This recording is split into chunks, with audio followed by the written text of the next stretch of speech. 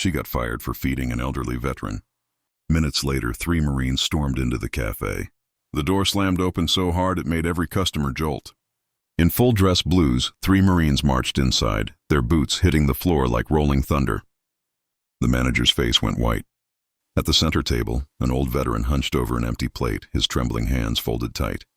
Behind the counter, a black waitress clutched her apron, eyes wet with tears. She'd just been fired, but why? What had she done to deserve this? And why were Marines suddenly here? "You're finished, Kesha, out!" the manager had yelled, stabbing a finger at the door. The veteran tried to speak, but his words were buried beneath the manager's rage. Still, this wasn't the end, because less than an hour later, those Marines would arrive, and nothing in that cafe would stay the same.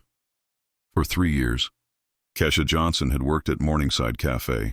She knew every regular by name, remembered their orders, and always slipped an extra biscuit to the old man who showed up each Sunday.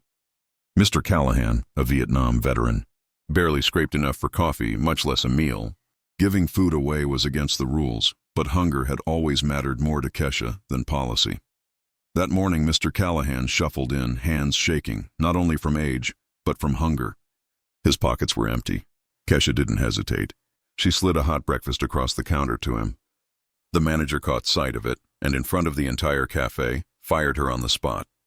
As Kesha gathered her things, customers muttered angrily. Mr. Callahan stood, his voice breaking as he tried to defend her, but the manager sneered. Charity doesn't pay the bills. At the counter, a young man in a leather jacket, a regular, pulled out his phone. "Yeah, it's me. We've got a situation." Moments later, the door flew open. 3 Marines in sharp dress blues marched directly to Mr. Callahan and snapped their salutes. "Sergeant Callahan," the tallest Marine said, his voice booming.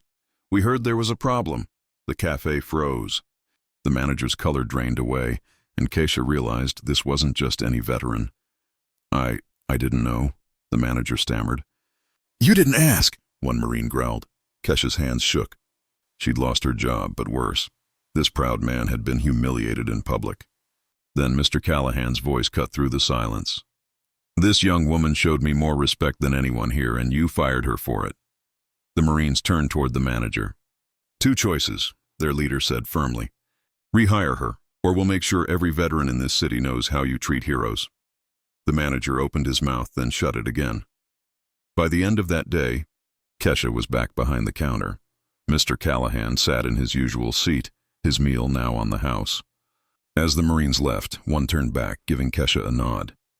"Semper Fi, ma'am," she smiled. Some rules she knew were worth breaking.